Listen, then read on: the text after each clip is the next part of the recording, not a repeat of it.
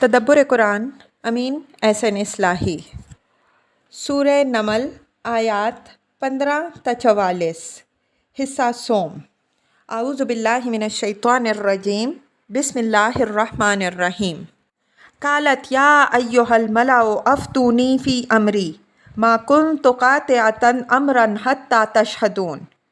خط کا مضمون سنا کر ملکہ نے درباریوں سے مشورہ طلب کیا کہ آپ لوگ اس معاملے میں رائے دیجئے کہ مجھے کیا رویہ اختیار کرنا چاہیے، اور ساتھ ہی اہل دربار کی دلجوئی اور استمالت کے لیے یہ بھی کہا کہ میں کسی اہم معاملے کا فیصلہ اس وقت تک نہیں کرتی جب تک آپ لوگوں کی موجودگی میں آپ لوگوں کا مشورہ نہ حاصل کر لوں۔ اس دلجوئی کی ضرورت ملکہ نے غالباً اس لیے محسوس کی کیونکہ وہ حضرت سلیمان علیہ السلام سے جنگ کے لیے، جیسا کہ آگے کے حالات سے واضح ہوگا، تیار نہیں تھیں، اور ان کی یہ خواہش تھی کہ ان کے اعیان بھی معاملے پر اسی طرز سے سوچیں جس طرز سے وہ سوچ رہی ہیں۔ یہ امر ملحوظ رہے کہ کوئی شخصی حکومت بھی اس معنی میں شخصی نہیں ہوا کرتی کہ بادشاہ اپنی ذات کے سوا ہر شخص سے بالکل مستغنی ہو۔ اس معنی میں شخصی تو فرعون کی حکومت بھی نہیں تھی، آخر وہ بھی اپنے اعیان و درباریوں سے مشورہ کرتا تھا۔ اسی طرح ملکہ سبا نے بھی اپنے اعیان سے مشورہ کیا۔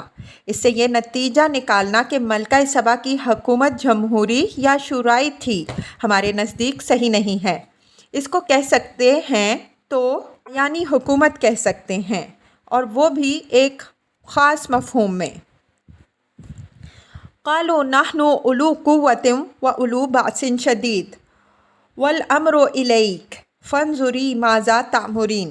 درباریوں نے کہا کہ ہم وسائل جنگ اور افراد کی تعداد کے اعتبار سے بھی طاقتور ہیں، اور ہمارے آدمی جنگی مہارت و بسالت کے اعتبار سے بھی ممتاز اور نامور ہیں، تو آپ اگر جنگ کا فیصلہ فرمائیں گی تو ہم حریف سے کمتر نہیں ہیں، لیکن فیصلہ بہرحال آپ کے اختیار میں ہے، آپ غور فرما لیجئے کہ کیا حکم دیتی ہیں۔ اولو قوہ سے انہوں نے اپنی عددی قوت اور وسائل جنگ کی طرف اشارہ کیا، اور اولو بأس شدید سے اپنی جنگی مہارت و بصیرت اور جرأت و بسالت کی طرف۔ جنگ کے لیے یہی دو چیزیں درکار ہوتی ہیں۔ اس سے معلوم ہوتا ہے کہ درباریوں کا رجحان جنگ کی طرف تھا، اور انہوں نے اپنا یہ رجحان ملکہ کے سامنے ظاہر کر دیا۔ قالت ان الملوک اذا دخلوا قریۃ افسدوها وجعلوا اعزۃ اہلها اذلہ وکذالک یفعلون۔ ملکہ نے درباریوں کے اس رجحان کی تائید نہیں کی۔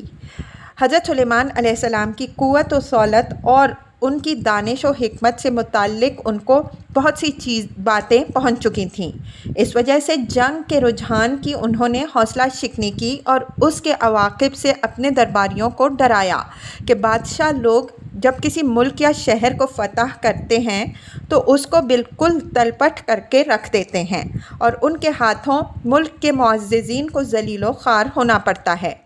بصورت غلبہ سلیمان علیہ السلام اور ان کے فوجی بھی لازماً یہی کریں گے۔ مطلب یہ ہے کہ جنگ سے احتراز ہی خیر ہے۔ وَإِنِّي مُرْسِلَةٌ إِلَيْهِمْ بِهَدِيَّةٍ فَنَاظِرَةٌ بِمَا يَرْجِعُ الْمُرْسَلُونَ۔ ملکہ نے جنگ کے بجائے مصالحت اور استمالت کی پالیسی اختیار کرنے کا مشورہ دیا، اور کہا کہ میں پہلے اپنے سفیروں کے ذریعے سے حضرت سلیمان علیہ السلام کے پاس تحفے بھیجتی ہوں، اور دیکھتی ہوں کہ ہمارے اس جذبہ خیر سگالی پر ان کا کیا رویہ ہوتا ہے، اور ہمارے سفیر ان کی طرف سے کیا جواب لے کر لوٹتے ہیں۔ فَنَاظِرَةٌ بِمَا يَرْجِعُ الْمُرْسَلُونَ سے یہ بات مترشح ہوتی ہے کہ ملکہ کو اپنی اس سفارت کی کامیابی کی کچھ زیادہ توقع نہیں تھی۔ وہ جانتی تھی کہ حضرت سلیمان علیہ السلام کے سامنے سوال اصول کا ہے، ان کو تحفوں اور ہدیوں سے رام کرنا ممکن نہیں ہے، لیکن وہ جنگ سے بچ کر معاملے کو طے کرنے کی کوئی ایسی راہ نکالنا چاہتی تھی جو ان کے اور ان کے اہل ملک کے لیے بہتر ہو، اور یہ دلیل ہے اس بات کی کہ ان کے مزاج میں سلامت روی اور عاقبت بینی تھی۔ فَلَمَّا جَاءَ سُلَيْمَانُ قَالَ أَتُمِدُّونَنِي بِمَالٍ فَمَا آتَانِيَ اللَّهُ خَيْرٌ مِّمَّا آتَاكُمْ بَلْ أَنْتُمْ بِهَدِيَّتِكُمْ تَفْرَحُونَ۔ मलका ने अपनी तजवीज़ के मुताबिक तहाइफ व हदियात के साथ एक वफ़द हज़रत सुलेमान अलैहिस्सलाम की खिदमत में भेजा। जाउन वाहिद का सीगा वफ़द के लिहाज से आया है, यानी फलम्मा जा मिन मन उरसिला इलैहि। मलका के ऊपर के अल्फाज से भी यही मालूम होता है और हज़रत सुलेमान अलैहिस्सलाम के आगे के अल्फाज से भी यही वाज़ेह होता है कि एक पूरा वफ़द हज़रत सुलेमान अलैहिस्सलाम की खिदमत में हाज़िर हुआ, लेकिन हज़रत सुलेमान अलैहिस्सलाम ने उनके तहाइफ और हदियात कबूल नहीं फरमाए, बल्कि साफ़ लफ्ज़ों में उनको जवाब दे दिया कि आप लोग माल से मेरी मदद करना चाहते हैं, मैं माल का मोहताज नहीं हूँ। मेरे रब ने मुझे जो कुछ दे रखा है वो इससे कहीं बढ़कर है जो आप लोगों के पास है। फ़मा आतानी अल्लाह के इजमाल में मालो जा और हिकमत और हुकूमत की वो सारी नेमतें शामिल हैं जो हज़रत सुलेमान अलैहिस्सलाम को हासिल थीं। उन्होंने फरमाया कि इस किस्म के हदियों और तोहफ़ों से आप ही लोग खुश होते हैं, मैं इसका मुतमन्नी नहीं हूँ। हज़रत सुलेमान अलैहिस्सलाम के इस इरशाद का मतलब ये था कि मेरा मुतालबा आपकी मलका और आपकी हुकूमत से अताअत का है। मैं सिर्फ़ दोस्ती का ख्वाहिशमंद नहीं हूँ कि इन तोहफ़ों से खुश हो जाऊँ कि हमारे दरमियान दोस्ती की रस्म व राह कायम हो गई। मालो मता मेरे पास बहुत है और वो बहर शक्ल आप लोगों के माल से बेहतर है। आप लोग तो इस तरह की चीज़ों से खुश होते हैं, इसलिए आप लोगों की नज़र में सारी कदर इन्हीं चीज़ों की है, लेकिन मेरे पेश नज़र आलाए कलिमतुल्लाह है। मेरे लिए ये जायज़ नहीं है कि मैं तोहफ़ों से खुश होकर शिर्क व कुफ्र के इक़्तिदार को खुदा की ज़मीन पर जायज़ तस्लीम कर लूँ।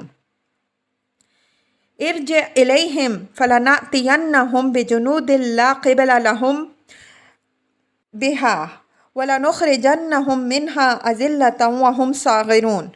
हज़रत सुलेमान अलैहिस्सलाम ने रईस वफ़द को ये जवाब दिया कि तुम अपनी मलका और उनके आयान के पास जाओ, हम उन पर ऐसी अफ़वाज काहिरा से हमला करेंगे कि जिनके मुकाबला की वो ताब ना ला सकेंगे, और उनको इस मुल्क से इस तरह ज़लील करके निकालेंगे कि वो ख़ुद अपनी नज़रों में ख़ार होकर रह जाएंगे।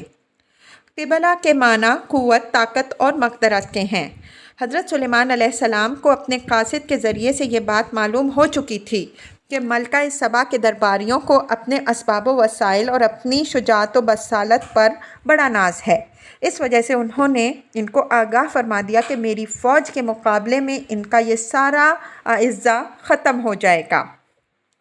अज़िल्लतन के साथ वहुम साग़िरून के इजाफ़े से ये बात निकलती है कि मेरी फ़ौजें इस तरह इनको ज़लील करके मुल्क से निकालेंगी कि वो ख़ुद अपनी नज़रों में भी ख़ार होके रह जाएंगे। बसा औक़ात ये होता है कि एक कौम जंग में तो शिकस्त खा जाती है, लेकिन इसका हौसला बाकी रहता है। हज़रत सुलेमान अलैहिस्सलाम के इरशाद का मतलब ये है कि मेरी फ़ौजें इस तरह उनके कसबल निकाल देंगी कि फिर ये जंग का कभी नाम लेने की जुर्रत नहीं करेंगे। क़ाला या अय्युहल मलाओ अय्युकुम यातीनी बिअर्शिहा क़ब्ला अन यातूनी मुस्लिमीन। सफ़ीरों के वापस कर देने के बाद हज़रत सुलेमान अलैहिस्सलाम ने यह अंदाज़ा अच्छी तरह फरमा लिया कि ये लोग जंग का ख़तरा मोल लेने की जुर्रत नहीं करेंगे, बल्कि बहुत जल्द उनके मुतालबे के आगे सर तस्लीम खम कर देंगे। इससे पहले पहले उन्होंने ये चाहा कि मलका और उनके दरबारियों के सामने उनकी तरफ से कोई ऐसी बात ज़ाहिर हो जाए जो उनको बिल्कुल ही मरऊब कर दे। चुनांचे उन्होंने ये इरादा फरमाया कि मलका के उस तख्त को जिसकी शान व अज़मत उनके कासिद ने बताई थी अपने दरबार में मंगवा लें। उसके लिए उन्होंने अपने दरबारियों से फरमाया कि तुम में से कौन ऐसा है जो मलका के तख्त को कबल इसके कि वो लोग मेरे पास फरमाबरदारी तैयार करके आएँ हाजिर करते। क़ाला इफ़रीतुम मिनल जिन्नि अना आतीका बिही क़ब्ला अन तक़ूमा मिन मक़ामिक व इन्नी अलैहि लक़वियुन अमीन। इफ़रीत के माना कारवान, शातिर और चालाक के हैं, और साथ ही इसके अंदर तगड़े, ज़ोर आवर और लीडर होने का भी मफ़हूम पाया जाता है। इस वजह से मैंने इसका तर्जुमा सरहंग किया है। ये बहस अपने मकाम में गुज़र चुकी है कि हज़रत सुलेमान अलैहिस्सलाम को अल्लाह ताला की तरफ से एक ऐसा इल्म भी अता हुआ था جس کے ذریعے سے انہوں نے بہت سے جنوں کو مسخر کر کے اپنی حکومت کی مختلف قسم کی خدمات میں لگا رکھا تھا۔ جب حضرت سلیمان علیہ السلام نے درباریوں کے سامنے مذکور بالا خواہش کا اظہار کیا تو اس کی تعمیل کے لیے سب سے پہلے ایک شاطر جن نے اپنی خدمات پیش کیں کہ اگر حضور یہ خدمت میرے سپرد فرمائیں تو میں آپ کی اس مجلس کے برخاست ہونے سے پہلے ملکہ کے تخت کو حاضر کر سکتا ہوں۔ ساتھ ہی اس نے یہ اطمینان بھی دلایا کہ میں اس تخت کو اٹھا لانے کی قوت بھی رکھتا ہوں اور دیانت دار بھی ہوں۔ اس وجہ سے حضور اطمینان رکھیں کہ میں اس میں کوئی تصرف نہیں کروں گا۔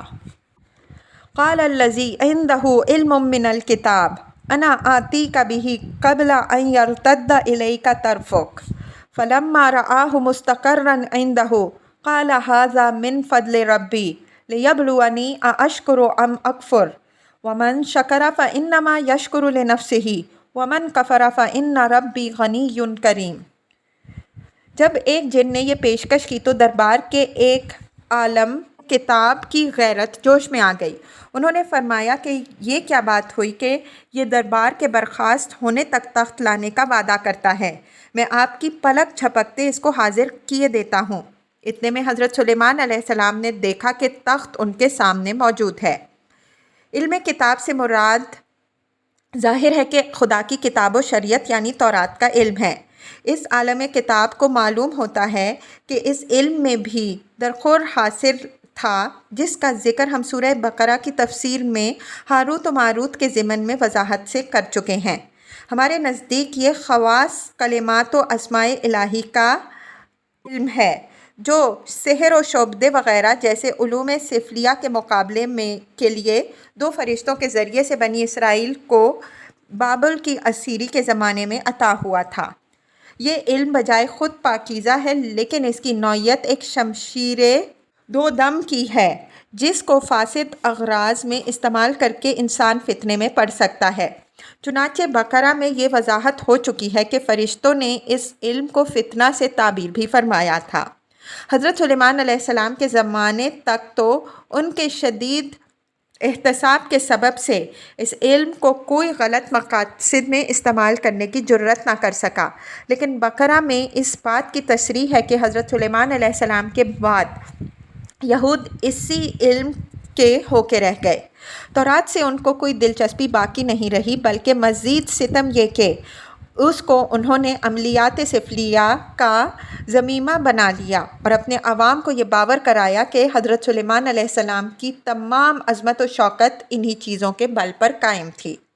یہ علم تورات یا آسمانی صحیفوں کا کوئی حصہ نہیں ہے بلکہ یہ ان سے الگ ہے۔ یہ ایک خاص دور میں ایک خاص ضرورت و مصلحت کے تحت بنی اسرائیل کو عطا ہوا تھا جس کی وضاحت بقرہ کی تفسیر میں ہم کر چکے ہیں۔ یہاں الذی عندہ علم من الکتاب سے مقصود صرف یہ ظاہر کرنا ہے کہ کتاب و شریعت کے علم کے ساتھ بھی ایسا علم حاصل کیا جا سکتا ہے جس کی تاثیر و تسخیر کا مقابلہ شیاطین جن و انس اپنی عملیات سفلیہ کے زور سے نہیں کر سکتے۔ فلما رآہ مستقرا عندہ الآیہ، یہ وہ اصل مدعا ہے جس کے لیے یہ واقعہ سنایا گیا ہے کہ جب حضرت سلیمان علیہ السلام نے دیکھا کہ فی الواقع ملکہ سبا کا تخت ان کے سامنے موجود ہے اور اس کے لیے نہ انہیں خود کچھ کرنا پڑا اور نہ کسی جن و شیطان سے ان کو مدد لینی پڑی، بلکہ ان کے دربار کے ایک عالم کتاب نے ایک اللہ کے نام اور کلمات کے ذریعے یہ کارنامہ کر دکھایا تو بجائے اس کے کہ وہ اس پر مغرور ہوں اور اترائیں، وہ فوراً پکار اٹھے کہ یہ سب میرے رب کا فضل ہے اور وہ یہ فضل کر کے میرا امتحان کر رہا ہے کہ اس کا شکر گزار و فرما بردار بندہ بنتا ہوں یا ناشکرا۔ جو شخص نعمت پا کر خدا کا شکر گزار رہتا ہے وہ خدا کو کوئی نفع نہیں پہنچاتا بلکہ اپنے آپ ہی کو نفع پہنچاتا ہے۔ میرا رب تو بالکل بے نیاز ہے لیکن اس بے نیازی کے ساتھ ساتھ وہ کریم بھی ہے، اس وجہ سے وہ ان لوگوں کو بھی اپنی نعمتوں سے محروم نہیں کرتا جو اس کی بخشی ہوئی نعمتوں کو اس کے خلاف بغاوت کے لیے استعمال کرتے ہیں۔ قال نكروا لها عرشها لننظر أتهتدي أم تكون من الذين لا يهتدون۔ حضرت سلیمان علیہ السلام کے پیش نظر تخت کے منگوا لینے سے مقصود مجرد اس کا منگوا لینا تو تھا نہیں، بلکہ وہ اس طرح ملکہ اور اس کے اعیان کے سامنے اس علم حق کی سطوت کا مظاہرہ کرنا چاہتے تھے جو اللہ تعالیٰ نے ان کو بخشا تھا۔ انہوں نے چاہا کہ جب ملکہ آئیں تو وہ اس تخت کو دکھا کر ان سے پوچھیں کہ جس تخت پر آپ فروکش ہوتی ہیں وہ اسی طرح کا ہے یا اس سے کچھ مختلف۔ یہ ایک قسم کا تفنن تھا جس کے لیے انہوں نے اپنے آدمیوں کو یہ ہدایت فرمائی کہ تخت کی حیت میں فی الجملہ تبدیلی کر دی جائے تاکہ ملکہ صاحبہ کے لیے ان کا اپنا تخت ایک پہیلی بن جائے اور ہم دیکھیں کہ یہ پہیلی بوجھنے میں وہ کامیاب ہوتی ہیں یا ناکام رہ جاتی ہیں۔ فلما جاءت قیل اہکذا عرشک قالت کأنہ ہو وأوتینا العلم من قبلہا وکنا مسلمین۔ ملکہ نے تحائف کے ساتھ جو وفد سلیمان علیہ السلام کی خدمت میں بھیجا تھا، اس کی ناکام واپسی کے بعد ملکہ نے حضرت سلیمان علیہ السلام سے براہ راست ملاقات کا ارادہ فرمایا۔ تورات سے معلوم ہوتا ہے کہ قرآن سے بھی جیسا کہ آگے کی آیات سے واضح ہوگا، اس کی تائید ہوتی ہے کہ ملکہ نے حضرت سلیمان علیہ السلام کی حکمت کا بہت سن رکھا تھا اور اس سے متاثر تھیں۔ اس صورتحال کے پیدا ہو جانے کے بعد انہوں نے چاہا کہ وہ براہ راست حضرت سلیمان علیہ السلام سے گفتگو کر کے ان کے علم و حکمت سے بھی مستفید ہوں اور اپنے سیاسی مسئلے کا بھی کوئی حل تلاش کریں۔ چنانچہ وہ اپنے بہت سے وزراء و اعیان کے ساتھ حضرت سلیمان علیہ السلام سے ملاقات کے لیے آئیں۔ یہاں ان کے سامنے وہ پہیلی رکھی گئی جس کا ذکر اوپر ہوا۔ ان کا تخت دکھا کر ان سے سوال کیا گیا کہ آپ کا تخت ایسا ہی ہے نا یا اس سے کچھ مختلف؟ ملکہ یہ منظر دیکھ کر بالکل ہکا بکا رہ گئیں، بڑی احتیاط کے ساتھ بولیں کہ یہ تو گویا وہی ہے۔ اس کے ساتھ انہوں نے صاف لفظوں میں یہ اعتراف کر لیا کہ حضرت سلیمان علیہ السلام کی عظمت و شوکت کا علم اس سے پہلے بھی ہمیں تھا اور ہم قلبی طور پر ان کے مطیع ہو چکے ہیں۔ من قبلہا میں ضمیر کا مرجع یہ واقعہ یا معجزہ ہے جو ملکہ کے مشاہدے میں آیا۔ ملکہ کے اس قول سے یہ معلوم ہوتا ہے کہ حضرت سلیمان علیہ السلام کے کارناموں اور ان کے علم و حکمت سے تنہا وہی متاثر نہیں تھیں بلکہ ان کے دوسرے بہت سے وزراء و امراء بھی متاثر تھے، اور یہ بات بالکل قرین قیاس ہے۔ آخر ملکہ کے تاثرات سے ان کے دوسرے مقربین متاثر کیوں نہ ہوتے؟ ممکن بلکہ اغلب ہے کہ اس موقع پر وہی مقربین ملکہ کے ساتھ رہے ہوں۔ وَصَدَّهَا مَا كَانَتْ تَعْبُدُ مِن دُونِ اللَّهِ إِنَّهَا كَانَتْ مِن قَوْمٍ كَافِرِينَ۔ یہ قرآن نے توجیہ بیان کی ہے اس بات کی کہ حضرت سلیمان علیہ السلام کی علم و حکمت سے اس قدر متاثر اور قلبی طور پر ان کی مطیع و اطاعت ہونے کے باوجود آخر ملکہ اتنے عرصے تک ایک غلط دین پر کیوں جمی رہ گئیں؟ فرمایا کہ اس کا سبب ان کے وہ اصنام تھے جن کو وہ پوجتی رہی تھیں، اور ان کی وہ کافر قوم تھی جن کی وہ ایک فرد تھیں۔ مطلب یہ ہے کہ روایات اور قومی روابط کی زنجیریں ہر شخص آسانی سے نہیں توڑ سکتا۔ کتنے ایسے لوگ ہوتے ہیں جن پر حق واضح ہوتا ہے لیکن وہ اپنے ماحول کے بندھنوں میں ایسے بندھے ہوئے ہوتے ہیں کہ ان سے رہائی حاصل کرنے کی جرت نہیں کر سکتے۔ صرف صاحب توفیق ہی ہوتے ہیں جو راہ کے ان بھاری پتھروں کو ہٹانے میں کامیاب ہوتے ہیں۔ یہ مشکل یوں تو ہر ایک کی راہ میں ہوتی ہے، لیکن جن لوگوں کو سیادت و قیادت کا منصب حاصل ہوتا ہے ان کے لیے یہ مشکل دو چند بلکہ گنا ہو جاتی ہے۔ وہ اپنے ماحول کے بالکل ہی غلام بن کر رہ جاتے ہیں۔ مدعی تو وہ ہوتے ہیں لوگوں کے لیڈر ہونے کے، لیکن چلتے ہیں لوگوں کے پیچھے پیچھے۔ قیل ادخل الصرح فلما رأته حسبته لجة وكشفت عن ساقيها قال إنه صرح ممرد من قوارير قالت رب إني ظلمت نفسي وأسلمت مع سليمان لله رب العالمين۔ اس کے بعد حضرت سلیمان علیہ السلام کے خدام کی طرف سے ملکہ سے یہ درخواست کی گئی کہ وہ محل کے اندر تشریف لے جائیں۔ ملکہ محل کے اندر داخل ہوئیں تو ان کی نگاہیں خیرہ ہو کر رہ گئیں۔ انہوں نے فرش پر قدم رکھا تو انہیں محسوس ہوا کہ وہ کسی گہرے پانی کے حوض میں اتر رہی ہوں، اور جس طرح ایک پانی میں اترنے والا اپنے پائنچے چڑھا لیا کرتا ہے، بالکل بے ساختہ غیر ارادی طور پر انہوں نے بھی اپنے پائنچے چڑھا لیے۔ اس وقت حضرت سلیمان علیہ السلام نے ان کو بتایا کہ یہ پانی کا حوض نہیں بلکہ یہ محل اور اس کا یہ فرش شیشے سے بنایا گیا ہے۔ مقصود اس بیان سے یہ دکھانا تھا کہ حضرت سلیمان علیہ السلام کے تعمیری کمال کا یہ حال تھا کہ ان کے شیشے کے محل میں پہنچ کر ملکہ سبا جیسی صاحب تاج و رنگ بھی فرش کو حوض سمجھیں، اور بے ساختہ ان سے ایسی حرکت صادر ہو گئی جس سے ثابت ہو گیا کہ یہ منظر ان کو زندگی میں بالکل پہلی مرتبہ دیکھنے کا اتفاق ہوا۔ معلوم ہوتا ہے کہ محل کا فرش شیشے کی دبیز تختیوں سے بنایا گیا تھا اور اس کے نیچے پانی بہہ رہا تھا۔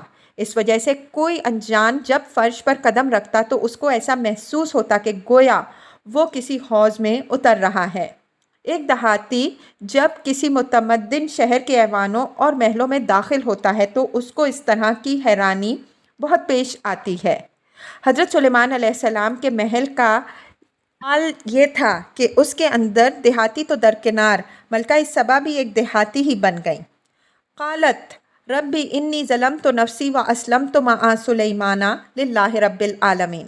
ایک طرف حضرت سلیمان علیہ السلام کی حکمت و معرفت اور دوسری طرف یہ شان و شکوہ، ان دونوں چیزوں نے مل کر ملکہ کو اتنا متاثر کیا کہ وہ بے تحاشا پکار اٹھیں کہ اے رب، میں نے اپنی جان پر بڑا ظلم ڈھایا کہ اب تک شرک و بت پرستی میں گرفتار اور قومی رسوم و روایات کی پرستار بنی رہی۔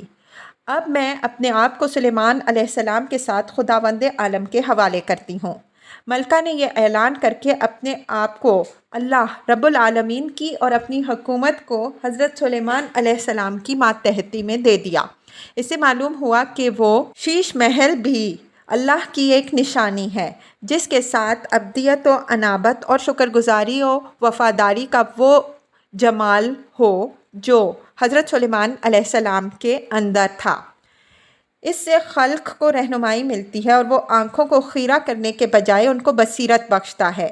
اگر یہ چیز نہ ہو تو پھر وہ کبر و غرور کا ایک نشان اور ایک ظلمت خانہ ہے، اگر کوئی اس کا نام بید وائٹ ہاؤس ہی کیوں نہ رکھ چھوڑے۔ حضرت سلیمان علیہ السلام کے اس شیش محل سے متعلق یہ بات بھی یاد رکھیے کہ یہ نہ دوسروں کی مدد اور ان کے قرض سے بنایا تھا اور نہ اپنے ملک کے لوگوں کو بھوکوں مار کے بنایا گیا تھا، بلکہ یہ اس وقت بنا جب حضرت سلیمان علیہ السلام کی قوم کی رفاہیت کا یہ حال تھا کہ تورات میں آتا ہے کہ ملک کے اندر سونے کی اتنی کثرت تھی کہ چاندی کی وہاں کوئی قیمت ہی باقی نہ رہ گئی تھی۔ علاوہ ازیں خود قرآن سے سورہ سبا کی تفسیر میں انشاءاللہ واضح ہو جائے گا کہ حضرت سلیمان علیہ السلام نے صرف ایوان و محل ہی نہیں تعمیر کیے تھے بلکہ ان ایوانوں کے پہلو بپہلو عظیم لنگر خانے بھی تعمیر کیے تھے جہاں سے ضرورت مندوں کو پیٹ بھر کر روٹی ملتی تھی۔ بہرحال تعمیر و تمدن بجائے خود کوئی بری چیز نہیں ہے۔ جس طرح ابدیت کے جمال کے ساتھ خسروہی شکوہ میں کوئی خرابی نہیں، اسی طرح خلق کی رفاہیت کے ساتھ تعمیرات کے شکوہ میں بھی کوئی خرابی نہیں۔ خرابی در حقیقت عدم توازن میں ہے، اور اس عدم توازن سے اپنے آپ کو محفوظ رکھنا بڑے ہی صاحب توفیق لوگوں کا کام ہے۔ ملکہ سبا کی یہ سرگزشت تورات میں اس تفصیل و وضاحت سے نہیں آئی ہے، لیکن اس کے بھی ضروری حصے پر نظر ڈال لیجئے تاکہ قرآن مجید اور تورات میں جو قدر مشترک ہے وہ سامنے آ جائے۔ تورات میں ملکہ کی آمد اور ان کے اثرات کا یوں ذکر ہے: اور جب ملکہ خداوند کے نام کی بابت سلیمان کی شہرت سنی تو وہ آئی، اور وہ بہت بڑی کے ساتھ یروشلم میں آئی اور اس کے ساتھ اونٹ تھے جن پر مسالے اور بہت سا سونا اور بیش بہا جواہر لدے ہوئے تھے۔ اور جب وہ سلیمان علیہ السلام کے پاس پہنچی تو اس نے ان سب باتوں کے بارے میں جو اس کے دل میں تھیں اس سے گفتگو کی۔ اور جب سبا کی ملکہ نے سلیمان علیہ السلام کی ساری حکمت اور اس محل کو جو اس نے بنایا تھا اور اس دسترخوان کی نعمتوں اور اس کے ملازموں کی نشست اور اس کے خادموں کی حاضر باشی اور ان کی پوشاک اور ان کے ساقیوں اور ان کی کو جس سے وہ خداوند کے گھر کو جاتا تھا دیکھا تو اس کے ہوش اڑ گئے۔ اور اس نے بادشاہ سے کہا کہ وہ سچی خبر تھی جو میں نے تیرے کاموں اور تیری حکمت کی بابت اپنے ملک میں سنی تھی۔ تو بھی وہی ہے جو میں نے سمجھا۔ میں نے وہ باتیں باور نہ کیں جب تک خود آ کر اپنی آنکھوں سے یہ دیکھ نہ لیا، اور مجھے تو آدھا بھی نہیں بتایا گیا تھا، کیونکہ تیری حکمت اور اقبال مندی اس شہرت سے جو میں نے سنی تھی بہت زیادہ ہے۔ خوش نصیب ہیں تیرے لوگ اور خوش نصیب ہیں تیرے یہ ملازم۔ اور سلیمان بادشاہ نے سبا کی ملکہ کو سب کچھ جس کی وہ مشتاق ہوئیں اور جو کچھ اس نے مانگا دیا۔ علاوہ ازیں سلیمان نے اس کو اپنی شاہانہ سخاوت سے بھی عنایت کیا۔ پھر وہ اپنے ملازموں سمیت اپنی مملکت کو لوٹ گئی۔ سلاطین باب 10 آیات 1 تا 13۔ تورات کا یہ بیان اگرچہ ادھورا ہے لیکن قدرے مشترک اس میں بھی موجود ہے۔ تورات کے اس بیان سے یہ بات واضح ہوتی ہے کہ اس کے بعد ملکہ اپنی مملکت کو واپس چلی گئیں۔ ہمارے نزدیک یہ بات بالکل قرین قیاس ہے اور قرآن میں کوئی چیز اس کے خلاف نہیں جاتی۔ جب ملکہ نے سیاست اور مذہب دونوں میں حضرت سلیمان علیہ السلام کی اطاعت کر لی اور ان کے بہت سے وزراء و اعیان بھی ملکہ کے ہم خیال تھے اور وہ اپنی مملکت کی بلا شرکت غیر بادشاہ اور اپنی رعایا میں مقبول تھیں، تو دین و سیاست دونوں کے نقطۂ نظر سے یہی بات صحیح تھی کہ وہ اپنے ملک میں جا کر اپنی حکومت ان اصولوں کے مطابق چلائیں جو حضرت سلیمان علیہ السلام نے ان کو بتائے۔ بعض تفسیری روایات میں یہ جو آیا ہے کہ حضرت سلیمان علیہ السلام نے ان سے نکاح کر کے ان کو اپنے حرم میں داخل کر لیا، یہ بات کچھ صحیح نہیں معلوم ہوتی۔ سند کے اعتبار سے بھی یہ روایات ضعیف ہیں۔